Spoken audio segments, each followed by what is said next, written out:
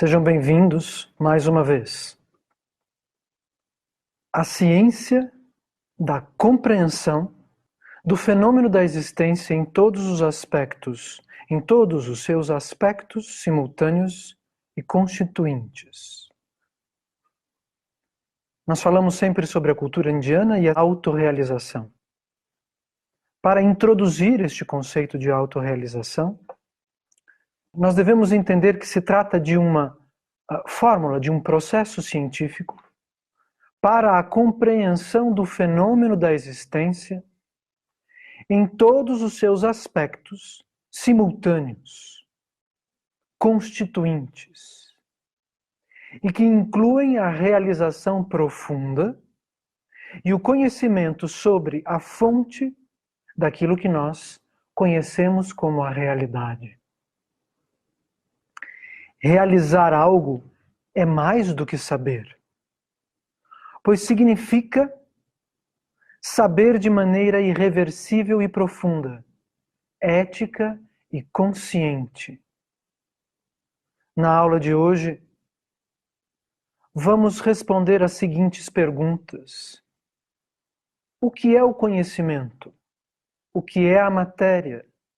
O que é o átomo? Podemos dividir um átomo? O que está escrito nos Vedas? Uma das questões mais misteriosas da filosofia visa compreender a origem do conhecimento em si. De onde vem o conhecimento? A grande questão que permeia a consciência daqueles que buscam encontrar uma resposta para os enigmas da vida se liga diretamente a isto. De onde vem o conhecimento? De onde vem a nossa capacidade de entender? E qual é a fonte disso tudo, desta realidade, disso que nós podemos analisar e que é, por sua vez, passível de compreensão? Vou repetir. A filosofia trata, principalmente, do fato de que o homem pode entender a realidade e da fonte dessa capacidade no homem e da origem desta realidade em si. Em outras palavras, o que é que está acontecendo e como é que nós entendemos o que está acontecendo? Outro aspecto importante da filosofia que nós vamos tratar hoje é de onde vem a cultura, de um modo geral. De onde vem a língua portuguesa? De onde vem o latim? De onde vem o aramaico? De onde vem o sânscrito? De onde vem a linguagem? A capacidade de compreender coisas através de símbolos e significados que representam outros aspectos que estão além, ao menos aparentemente, da própria elocução verbal, dessa linguagem em si. Como é que, através de palavras, nós entendemos coisas?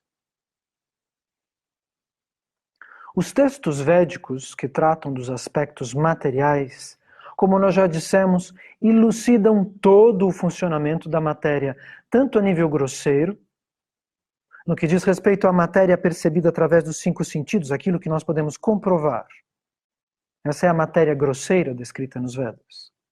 Quanto à matéria sutil, aquilo que não pode ser apreendido pelos sentidos materiais, mas existe.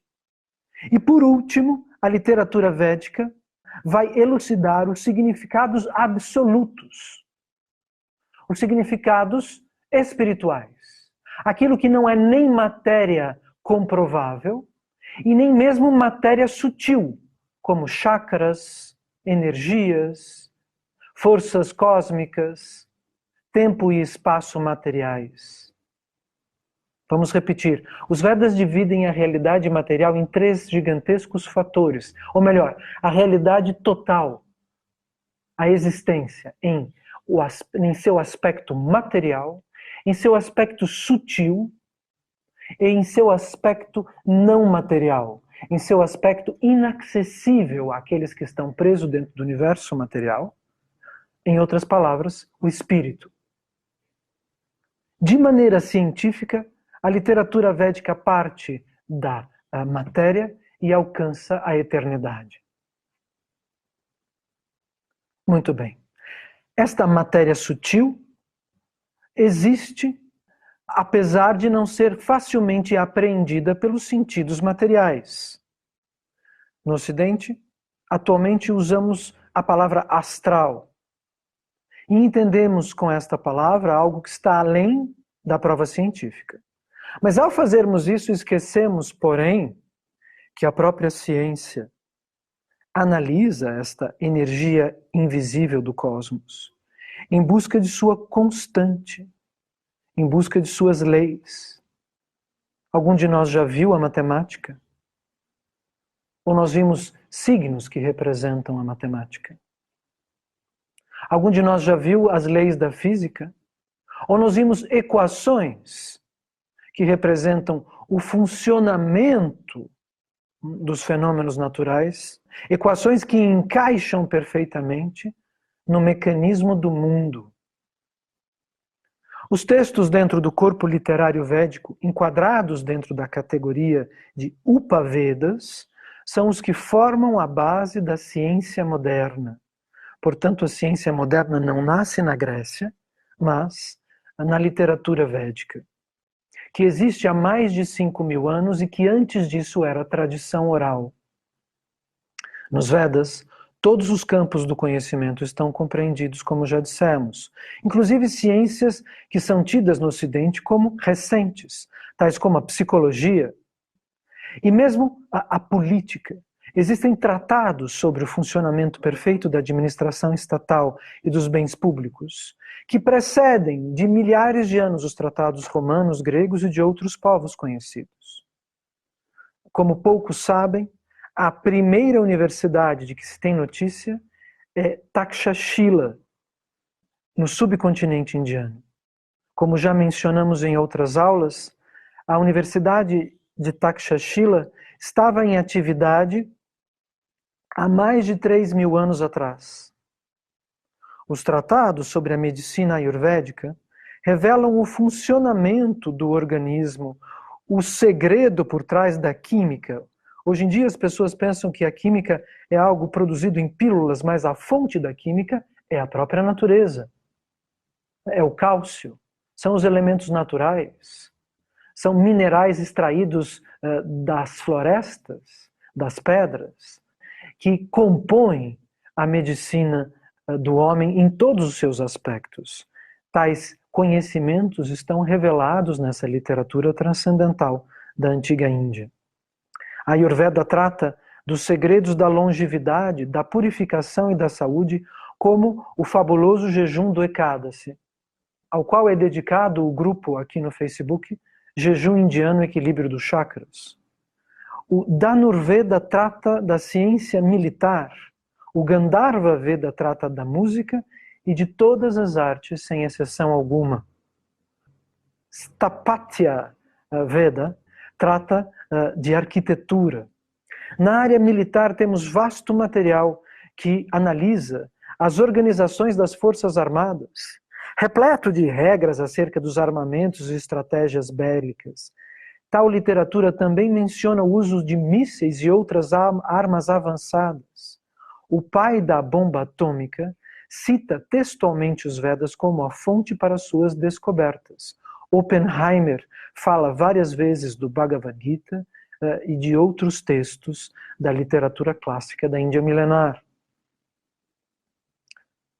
Os Vedas vão ensinar que a cultura, por exemplo, está para o homem assim como a água está para o peixe. A cultura está para o homem assim como a água está para o peixe, querendo dizer que ela é invisível, mas que está em toda parte. O homem não enxerga e não detecta perfeitamente os mecanismos da cultura, mas só pode ver e viver através dela. Por isso nós estamos estudando a filosofia indiana, pois é lá, como já dissemos, apesar de imprecisas opiniões contrárias, disparates históricos, que a cultura original da Terra se manifestou. Já explicamos que os Himalaias são como gigantescas antenas minerais que captam as emanações eletromagnéticas do cosmos e que por isso a civilização primeira se organiza aos pés da mais alta cordilheira do mundo. A teoria segundo a qual a Índia, a cultura védica teria vindo da Mesopotâmia, foi desmentida pelos próprios manuscritos que citam o subcontinente indiano em específico em suas páginas milenares, e por várias outras questões geográficas ligadas também à antropologia. Muito bem, o homem enxerga através da água do oceano cultural.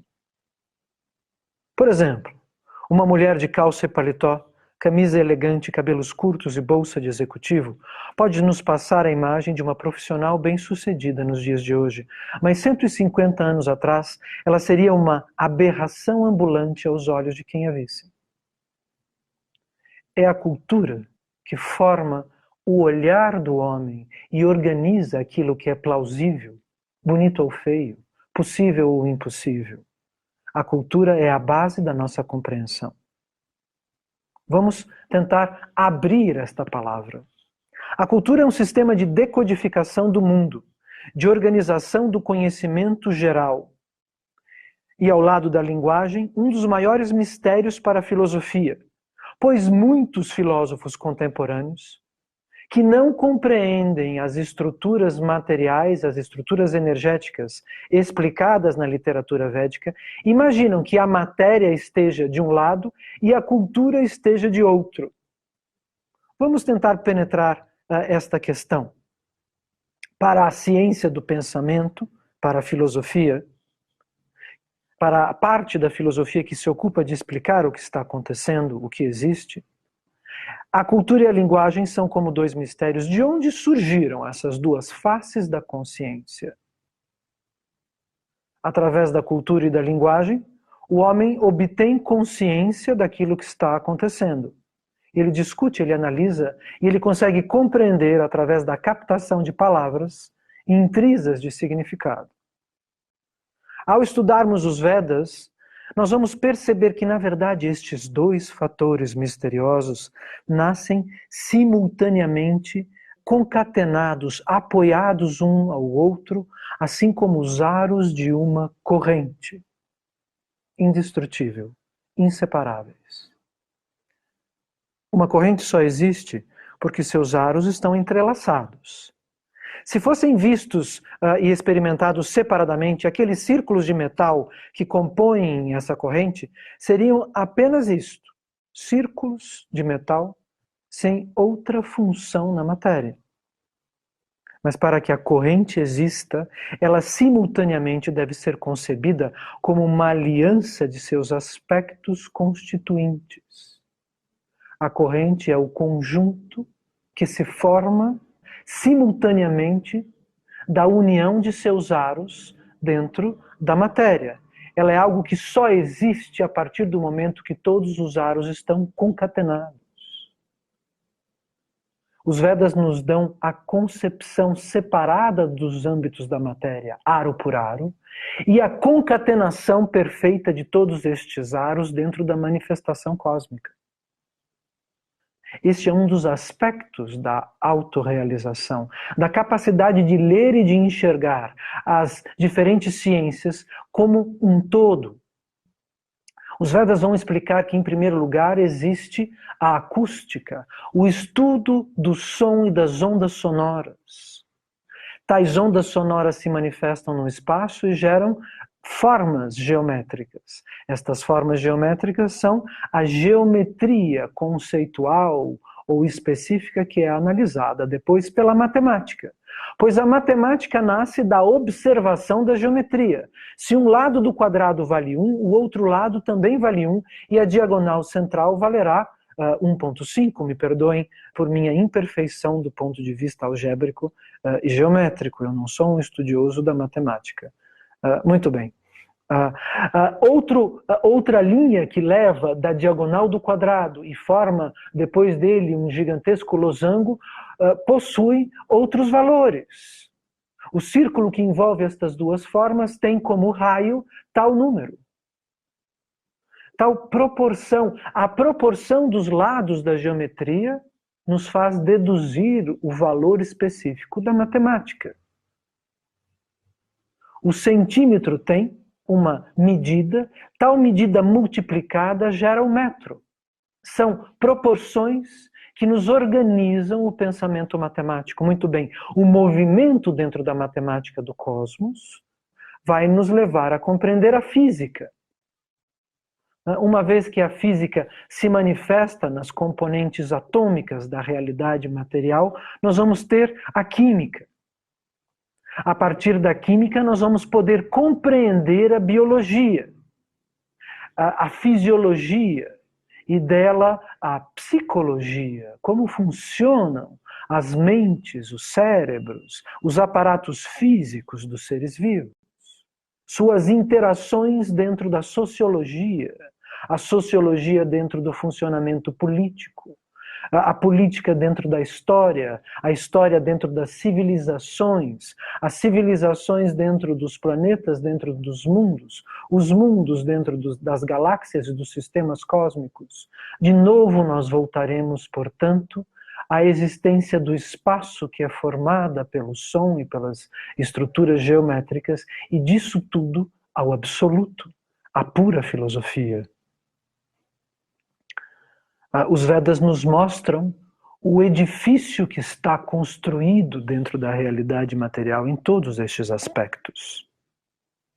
Vamos voltar, porém, à linguagem. Nós sabemos que a linguagem, que o fato que o homem possa falar e se comunicar em português, em japonês, em hindi, em sânscrito, é algo muito complexo e misterioso. Nós esculpimos sons. Sabemos que a linguagem não pode ter surgido de maneira espontânea, pois nós assistimos durante o processo de educação de um bebê que a linguagem é transmitida sílaba por sílaba, palavra por palavra em seus significados, pela mãe ao filho.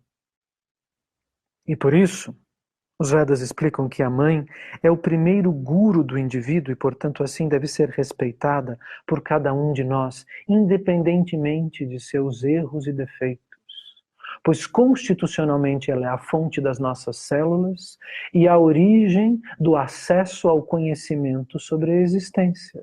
Pois palavra por palavra, sílaba por sílaba, ela pronunciou e associou significados materiais a conceitos filosóficos, para que o bebê, que cada um de nós fomos no tempo e no espaço, tenha podido ter acesso à comunicação da civilização e ao processo filosófico que nos leva além dos limites materiais.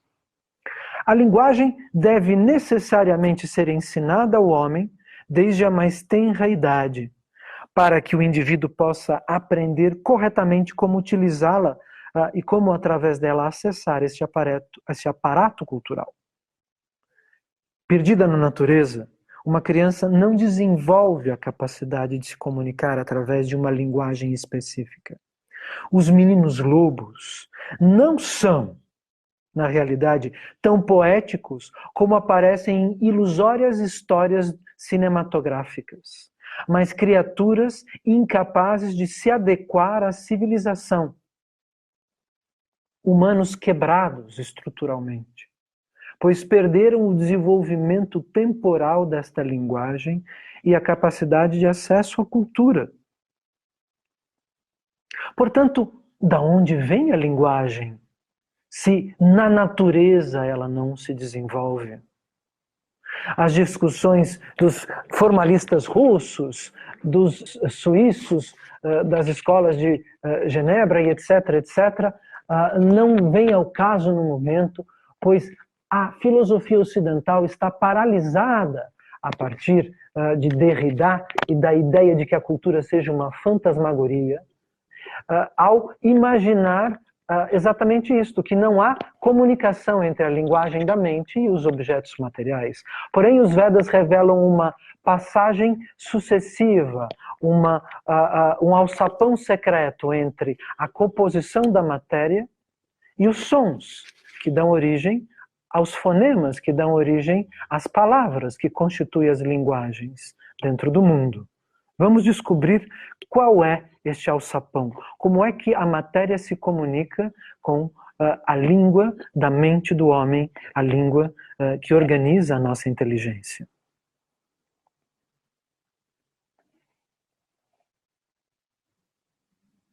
Só o que a capacidade de falar pode ser definido como fenômeno da linguagem? Composta por significados formados por sons esculpidos, sons modulados, nós estamos modulando fonemas com os nossos lábios, com o palato, com a arcada dentária e etc. Então, devemos compreender a linguagem como algo composto por significados, que são formados por sons esculpidos, entalhados, modulados, no tempo e no espaço. O que tem a ver o tempo e o espaço com a linguagem? A linguagem é uma corrente que nos ata à cultura e que nos fornece a âncora que, por sua vez, nos prende ao tempo.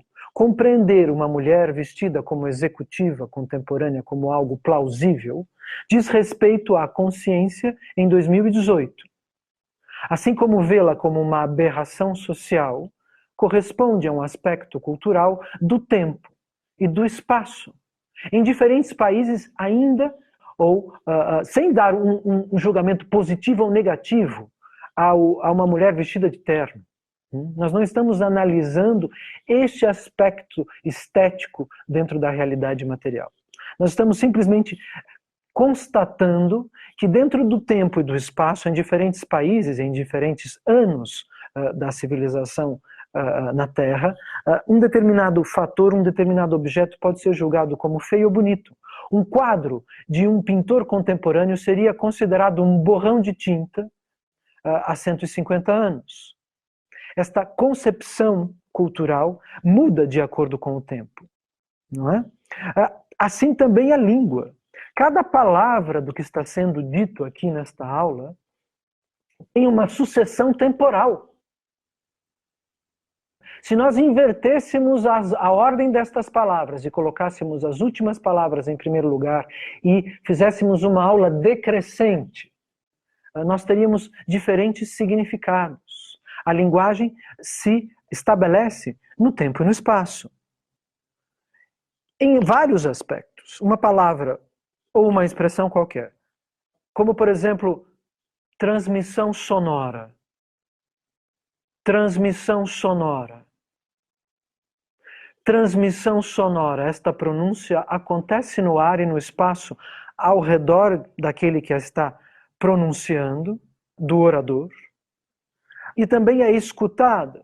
Seus sons esculpidos são captados pelos ouvintes durante um período de tempo específico. Transmissão sonora. A cada segundo, uma sílaba diferente é modulada. Isto é o que está acontecendo agora. Uma aula que acontece através de transmissão sonora. Para aqueles que ouvem esta aula, uma transmissão de sons no espaço. O som se propaga em ondas. De certa maneira, as sílabas das palavras que são pronunciadas neste momento são como notas esculpidas. Já dissemos isso.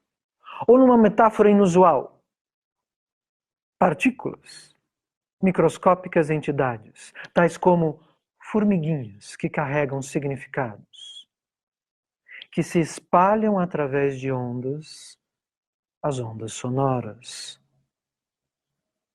que são transmitidas no éter, levando seus conteúdos aos ouvidos, à percepção do ouvinte, e assim o conhecimento é transmitido.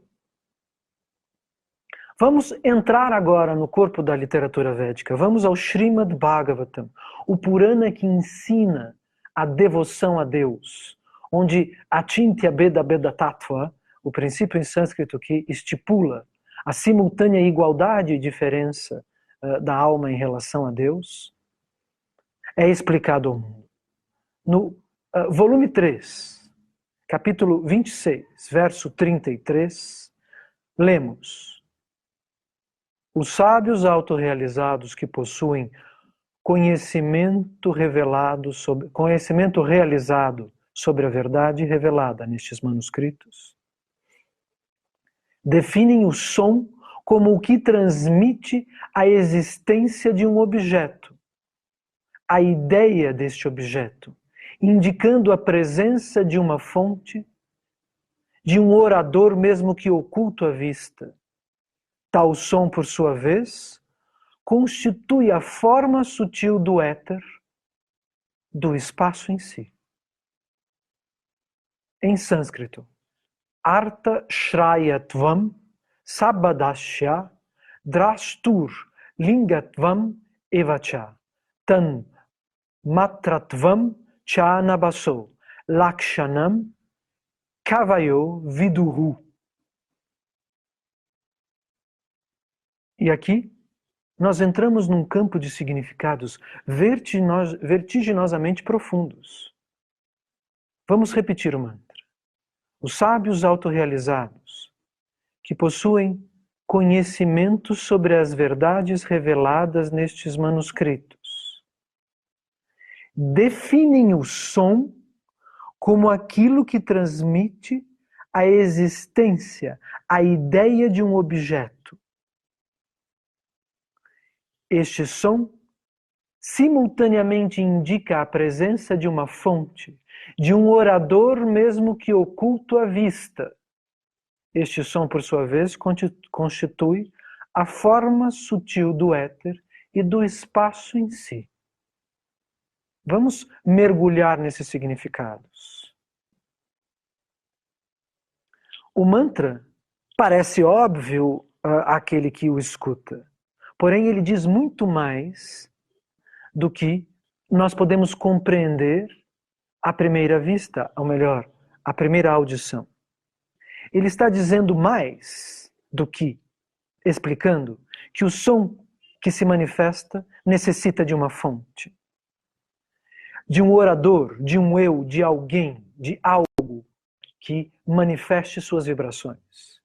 Para que algo soe, uma fonte é necessária. Você pode ouvir a televisão do andar de cima, você pode ouvir a sua respiração, o seu batimento cardíaco. Inclusive o batimento cardíaco é o que prova a existência da vida de alguém. Se nós vamos determinar se alguém está morto ou se está vivo, podemos fazer isso facilmente tocando o seu coração ou ouvindo seus batimentos cardíacos. Muito bem. O carro que passa na rua faz um determinado som e nós podemos distinguir, sem nos aproximarmos das janelas, se se trata de um ônibus ou de um automóvel, ou de uma motocicleta.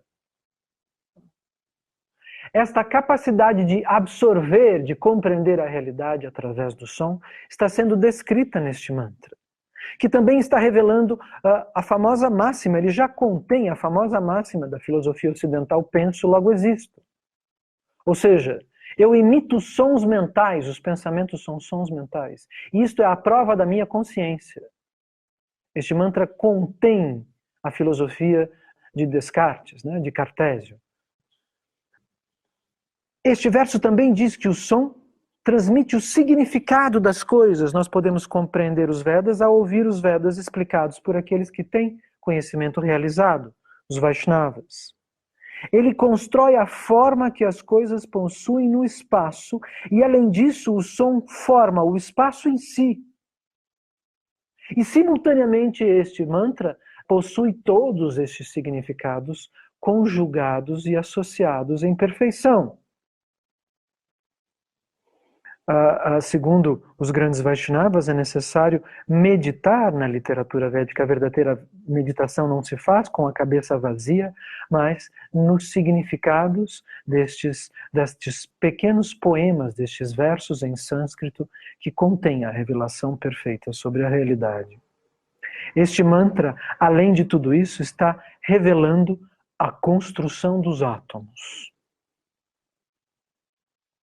Como podemos entender isso? No Centro Europeu de Pesquisas Nucleares, os cientistas da contemporaneidade comprovaram a informação védica, pois analisaram e provaram que o átomo e suas subpartículas são feitas de som, de vibração sonora. O lançamento do famoso grande colisor de hadrons, o maquinário construído no Centro Europeu de Pesquisas Nucleares, mostrou que o átomo é feito de energia, ou seja, que as componentes mais íntimas, as menores subpartículas da matéria, não contêm matéria. Não contém nada além de vibração em seu interior. Isso é um choque. O seu sofá, o seu rosto, o ar, a mesa, o chão, a estrutura do prédio, tudo que parece extremamente sólido e comprovável, não é feito de matéria em seu íntimo interior. Não há nada dentro das partículas subatômicas, além de uma energia manifestada em forma de pura vibração. E o que são essas vibrações? O pessoal da Nova Era fala tanto em vibrações, vamos vibrar para isso e vibrar para aquilo. Muito bem. Trata-se de frequência sonora. Vamos entender melhor. Como o corpúsculo de minutas notas musicais. O que são os elétrons? O que são os bósons de Higgs, a partícula de Deus? São fragmentos de minúsculas notas musicais. Por isso, o homem de hoje, o cientista contemporâneo, fala de uma teoria das cordas, pensando nas cordas de um violino. Mas isto é uma imprecisão quando vamos mergulhar na literatura védica. É verdade, a matéria é feita de minúsculas notas musicais, de fragmentos, de entrelaçamento de ondas sonoras. Por isso, os cientistas contemporâneos falam de teoria das cordas. Entre as mais avançadas concepções da física quântica, a origem da física quântica está neste mantra citado da literatura védica e, obviamente, em outros aspectos, em outros capítulos do Srimad Bhagavatam. Nós já nomeamos Brahma Vimohan Lila, o passatempo eterno da Suprema Personalidade de Deus, que explica a variação que, mais tarde, Einstein vai estipular numa equação descrita como a teoria da relatividade. O fato de que o tempo e o espaço variam de acordo com o movimento que se pode fazer dentro do cosmos. O tempo na Terra é diferente do tempo em outras dimensões das galáxias manifestadas dentro deste universo. Isso está explicado no Srimad Bhagavatam. Assim como aqui está explicado que a estrutura sonora é a base do átomo e que, portanto, a manifestação cósmica não passa de uma sinfonia, de um gigantesco desdobramento musical. Quem não ouviu falar do famoso mantra Om? Nós vamos entender agora o que é a sílaba Om, o famoso Omkar da literatura védica. Muito bem. Teoria das cordas. A teoria das cordas está entre as mais avançadas concepções da física quântica e está contida nos manuscritos védicos e no íntimo dos significados destes mantras transcendentais, que, porém, não falam de um instrumento de cordas, mas do sopro de uma flauta espiritual. É uma coincidência que a teoria mais moderna, ou uma das teorias mais modernas da física quântica, ecoe de maneira incorreta a literatura original, pressupondo um violino, aonde os Vedas falam de flauta. Nós já explicamos que estamos caindo dentro do tempo. A cultura era de matéria até chegar à cultura da era de ferro, ou seja, a um metal nobre e incorruptível, de um lado, e um metal passível de ferrugem, passível de incompreensão, deperível, capaz de apodrecer diante de gotas de água. Este é o processo da cultura e é por isso que, nos distanciando do significado original destes manuscritos, nós podemos avançar tecnologicamente, mas nós perdemos a compreensão geral da manifestação universal. A corrente de aros simultâneos que formam a existência dentro do universo é perdida dentro do tempo. O homem se encanta por simples aspectos fenomênicos materiais e perde a conexão dos significados gerais da existência. Não é um instrumento de cordas, mas uma flauta. É assim que nós devemos compreender o sopro que dá origem às vibrações que estão formando os átomos. Estas vibrações são o que na literatura védica chama-se de Omkar, o famoso mantra Om. O que significa o Om?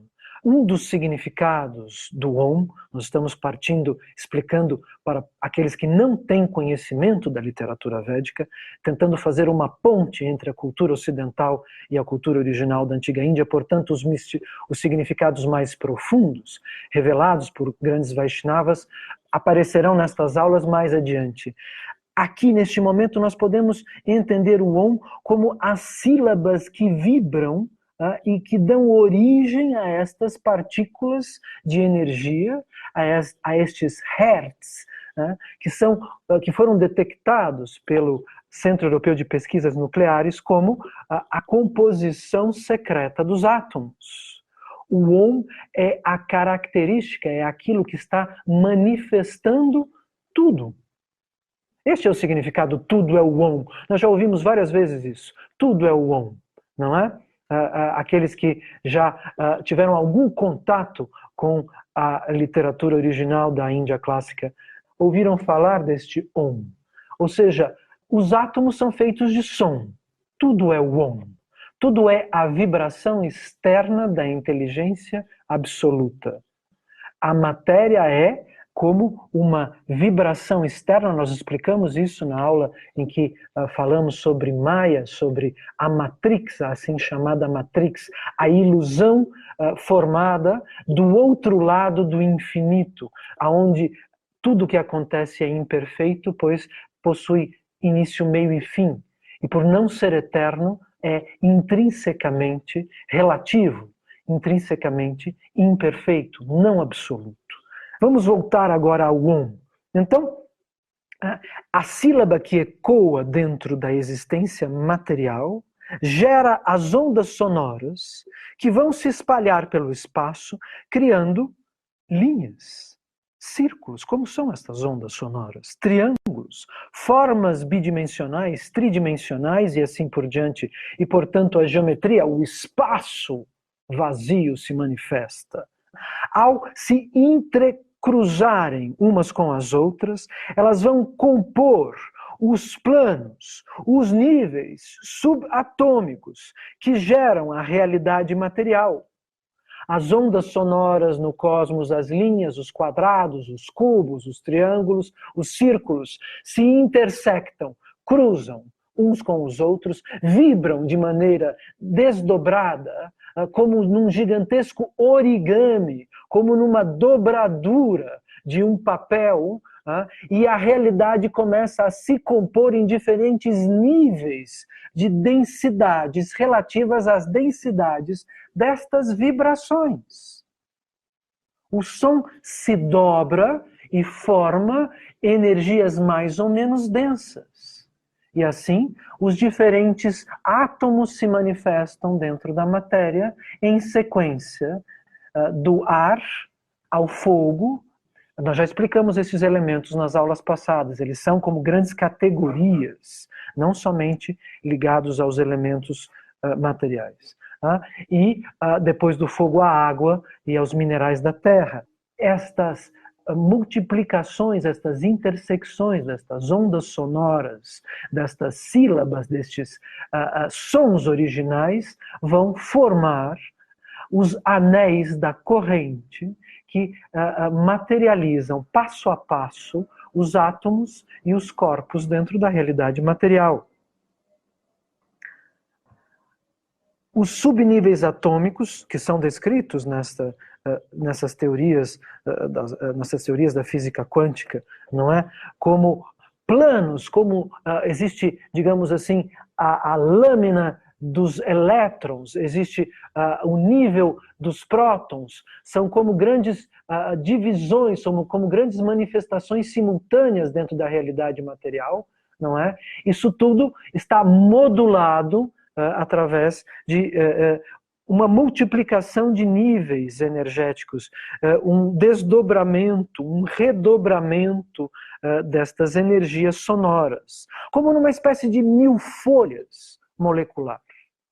Um mil folhas atômico, cujas componentes existem simultaneamente, como nós já dissemos, como os aros de uma corrente. A realidade é feita de átomos, assim como uma corrente é feita de aros. Compreender isso cria um looping. Isso é muito importante. Compreender isso cria um looping que explica a importância do sânscrito, pois o Omkar é a sílaba original desta língua fundamental da literatura védica. O Om é a primeira sílaba material e a sílaba fundamental com que é construída a primeira língua da civilização humana, a língua na qual os manuscritos védicos, que contêm todas as informações de forma infalível, estão manifestados. A sílaba que gera a língua dos manuscritos védicos está inscrita na estrutura da vibração subatômica, na vibração eletrônica dos componentes da matéria. A matéria é a emanação externa do infinito, a emanação externa do absoluto. Nós já explicamos que o universo material pode ser compreendido como uma gigantesca placenta que contém almas, ou seja, partículas de consciência ainda imperfeitas. Isso tudo é feito através de uma vibração sonora. E nós vamos entender o que é que ela comprova. Esta compreensão, esse aspecto no qual necessariamente vemos a consciência formando a matéria, através de aros, dos aros das suas ligações, dos aros da onda do som que produz a primeira língua, que produz o sânscrito, que elucida ao mundo, na cultura de ouro, no momento do ápice do conhecimento na Terra, o funcionamento da matéria sutil e do espírito. Isso vai gerar um looping, um eco, um infinito dentro da matéria. Uma capacidade que o homem tem, através da linguagem, de escutar estes significados que são pronunciados pelos grandes Vaishnavas na Índia e de decodificar, através do aspecto da inteligência, dos aspectos mentais, que usam essa estrutura cultural e da linguagem, a origem e o funcionamento sonoro do átomo. Entendem? Os dois aros que são compostos de cultura e linguagem, os dois aros que são compostos de tempo e espaço, do infinito e da alma individual, se fecham numa compreensão, num looping que só é possível através do correto conhecimento desta literatura transcendental. Os Vedas não são comparáveis por conter toda a ciência e por conter aspectos originais da cultura a nenhuma outra filosofia, a nenhuma outra religião, e não podem ser interpretados como uma mitologia, pois nenhuma mitologia contém matemática e física quântica. Ponto final. Muito bem. Esta compreensão vai ressignificar a realidade para aqueles que conseguem mergulhar em seus aspectos, para aqueles que têm a realização destes aspectos. Pois a fala que parecia ser o último milagre da existência, o português é chamado de a última flor do lácio. Há a ideia de que a linguagem seja o último produto da natureza. O homem finalmente pronuncia palavras e faz um salto quântico dentro da linguagem, dentro da história. Na verdade, isso já está constituído dentro dos átomos. A linguagem, os sons formam a experiência. Portanto, é óbvio que a consciência dá origem à matéria e não o contrário. Muito bem. O som que floresce na boca dos homens é, na verdade, simultaneamente, o som que compõe a parte constituinte de tudo que existe, os níveis energéticos, os planos dessa sinfonia material, da sinfonia universal.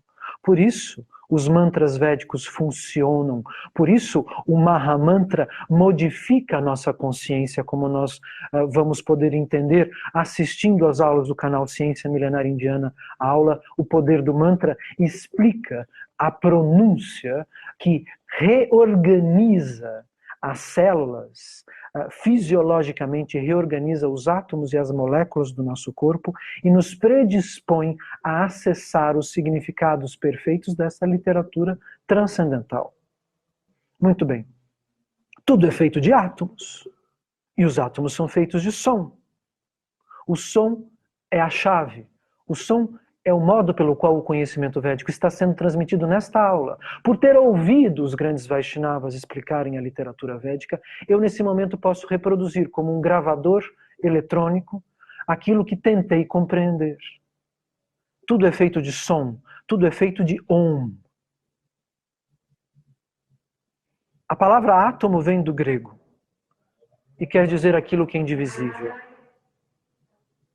Vamos avaliar esta questão. Em sânscrito, o conceito de átomo é revelado nos Puranas, milhares de anos antes da Grécia. Vamos ver de novo o Srimad Bhagavatam. A partícula fundamental da manifestação material, que é indivisível e não chega a constituir-se em um corpo, é chamada de átomo. O átomo existe sempre como uma identidade invisível, mesmo após a dissolução de todas as formas. O corpo material é apenas uma combinação de tais átomos, mas o homem comum não pode enxergar tal fato. Alguém diria, mas os átomos não são indivisíveis. Vamos analisar isto mais para frente. Antes do que, vamos ler o segundo verso do mesmo capítulo. Os átomos são o estado fundamental do universo manifestado na matéria. Quando permanecem em suas formas, sem constituir corpos diferentes, são chamados de unidades básicas ilimitadas.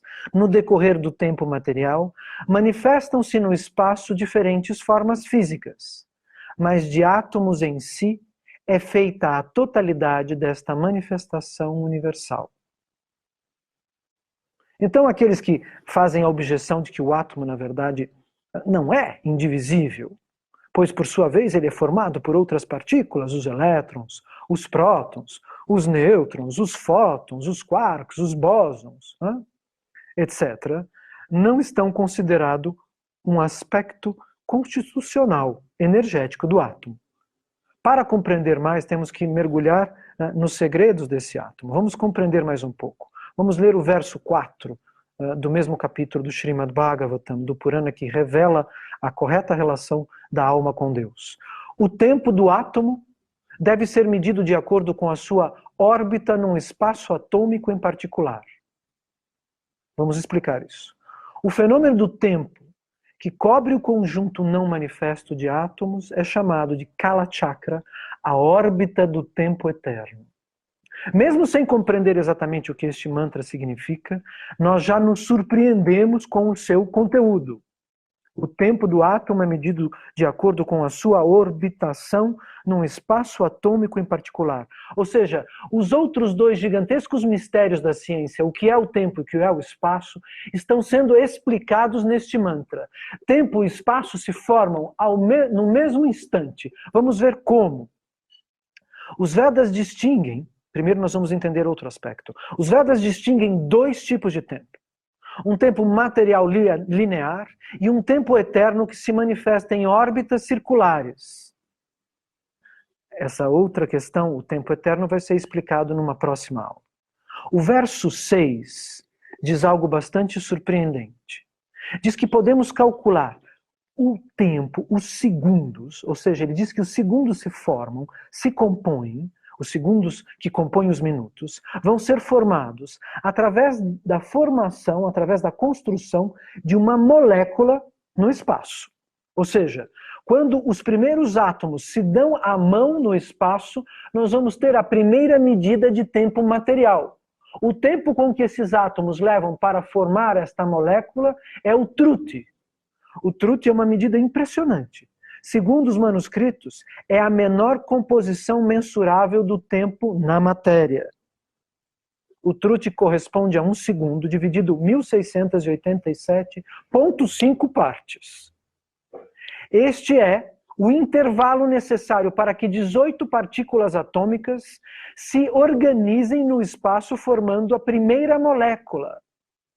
Essa informação não vai parar aí.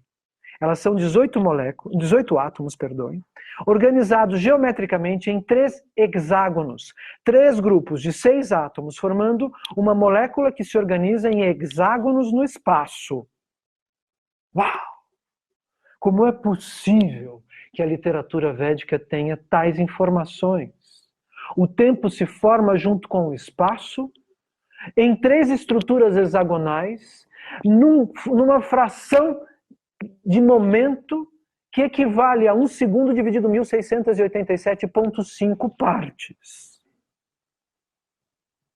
O tempo e o espaço nascem simultaneamente através da manifestação do som e do desdobramento deste som em partículas subatômicas, subeletrônicas, que, a sua vez, vão criar a cronologia, a relação descrita por Einstein como a teoria da relatividade, que por sua vez também está contida no Srimad Bhagavatam, no Brahma Vimohan Lila. Ou seja, tempo e espaço são interligados. Quando alguém caminha dentro do tempo, também caminha dentro do espaço. Quando nós caminhamos dentro do espaço, também caminhamos dentro do tempo. E é assim que eu posso telefonar para a Índia, neste momento, e dizer: olá, bom dia amanhã.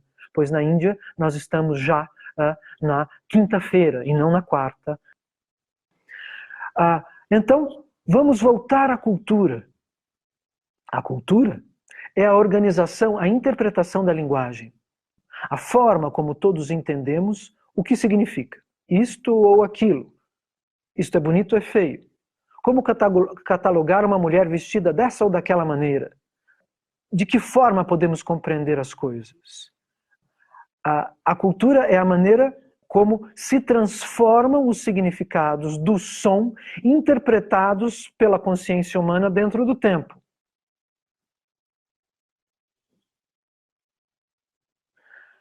A busca pelo conhecimento filosófico também nos leva a uma compreensão sobre a história da cultura. A forma como encaramos a beleza faz parte desse nosso aparato cognitivo. A estética é a parte da filosofia que analisa a atribuição de significados. Algo é bonito ou feio, isso é analisado pela estética dentro da filosofia. A estética não significa somente o estudo que faz alguém que analisa o rosto ou simplesmente se algo é bonito ou feio, mas dentro da filosofia é a parte do conhecimento que vai filosofar sobre esses significados, que vai tentar desdobrar e revelar tais questões. A estética, na verdade, ela pode ser compreendida como um reflexo da ética contida na cultura. A maneira como a ética se estrutura na consciência vai determinar o que é bonito ou feio. É eticamente plausível que uma mulher caminhe vestida como um homem ou não? Isso determina o valor de um vestido. Através da linguagem nós vamos transformar a ideia de belo, e através do som nós vamos ter consciência. Eis o looping. Eis o segredo da literatura védica, a compreensão sobre o absoluto. A palavra belo corresponde a isto ou aquilo dentro do tempo e do espaço. O que é bom? O que é belo? Que roupa nós podemos usar? Nós usamos a linguagem para decidir e para transformar estes aspectos. Cuidado ao imaginar que tudo aquilo que é contemporâneo é mais evoluído. Nós trataremos disso em outro momento.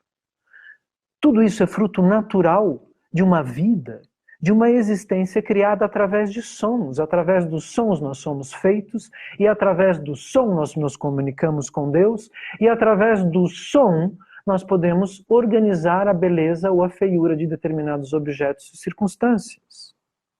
Portanto, o universo é uma entidade moral, estética, funcional, uma concatenação de significados existenciais a partir dos átomos, a serem decifrados em todos os seus aspectos. Os aspectos fundamentais deste universo são os átomos. A literatura védica vai unir os átomos à inteligência absoluta.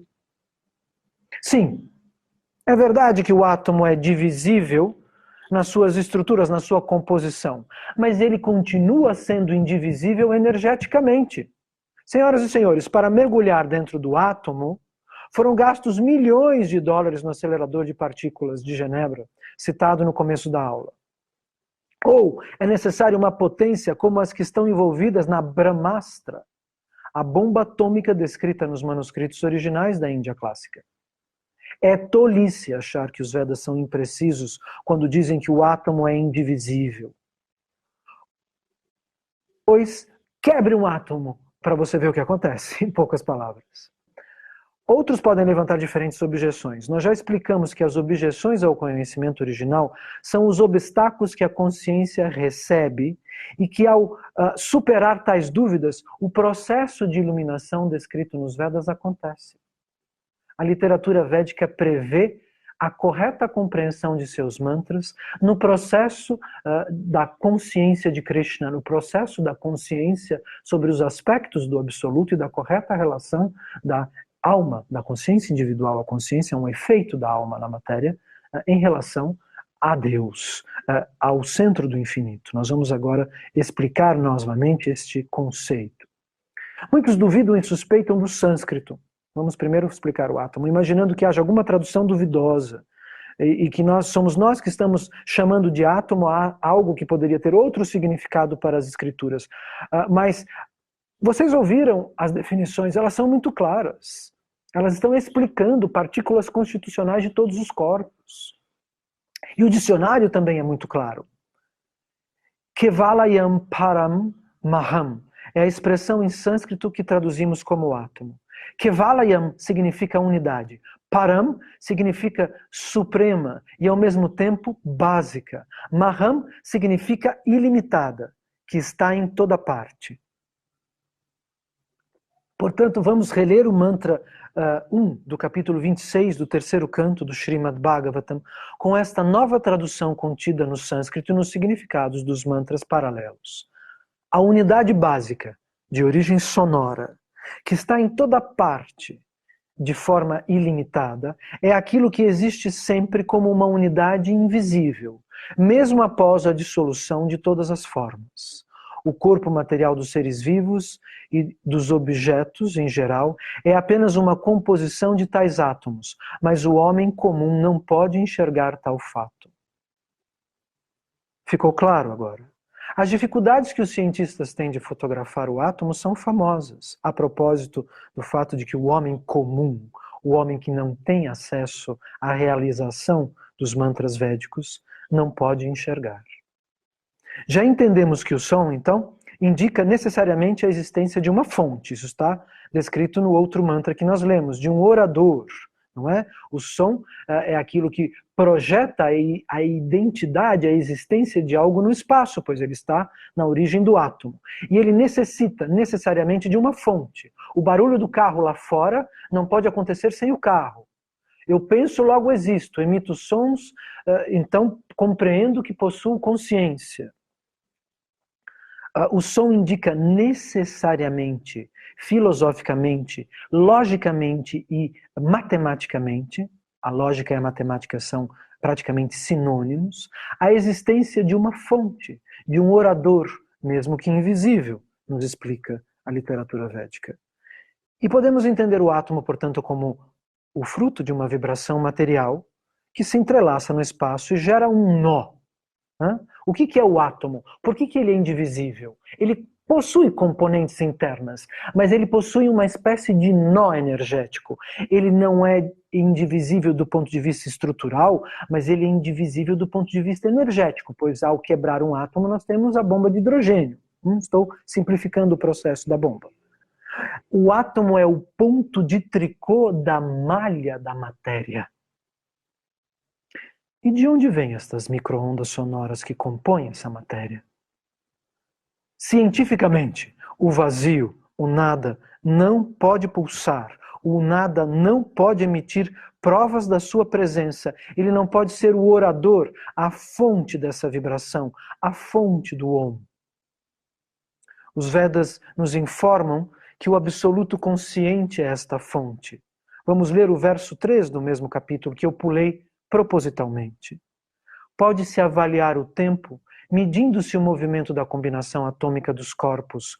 O tempo é a potência da absoluta personalidade de Deus que controla os movimentos físicos, embora não seja visível no mundo material.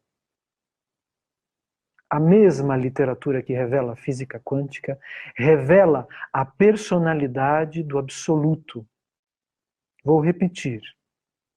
O tempo é a potência da absoluta personalidade de Deus, que controla todos os movimentos físicos, embora não seja visível no mundo material.